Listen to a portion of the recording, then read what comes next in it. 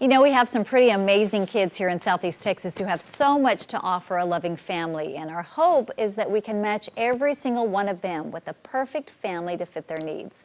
Tonight, we introduce you to an impressive young man who's intelligent, kind, and positive, and he's ready to find parents who can help him reach his greatest potential. I'm looking forward to being great. I'm one of the people who would like to do great things in my life and great things for other people. A very positive attitude from a very unique 12-year-old boy named Brandon.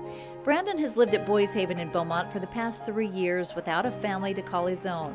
But that hasn't stopped him from looking on the bright side of things, something he says he learned from his good friend Josh, who passed away 2 years ago. I reminded myself, hey, I ought to be positive like him. I wasn't a positive person. I was one of the people who was negative. Well, now I remind myself, act like Josh. Josh was a good kid, and Josh, he taught me a few things before he died. That positive attitude has helped this creative, intelligent young man accomplish great things already in his life. He excels at school and at 12 years old is reading on a 12th grade level.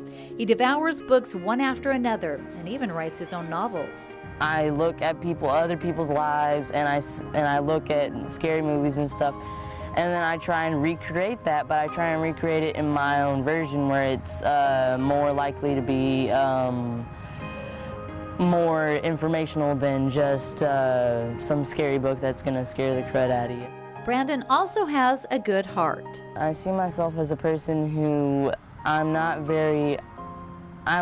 social, but whenever I'm not around that many people, I tend to be shy. I'm kind of a shy person in front of some people. He values family immensely and still talks to his birth mom, but realizes she can no longer care for him. He's ready now to find a family who can meet his very simple demands. I think of a family that loves sports and people who like people for who they really are, not for how their looks are. And how about your mom? I love a loving mom who knows how to love a child. When you think of a dad, what kind of a dad do you think of?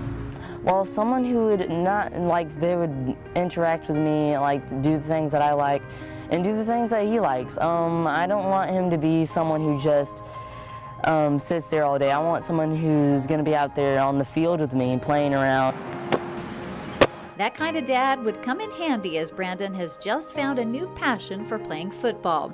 He's only been playing a few weeks, but says he's getting the hang of it.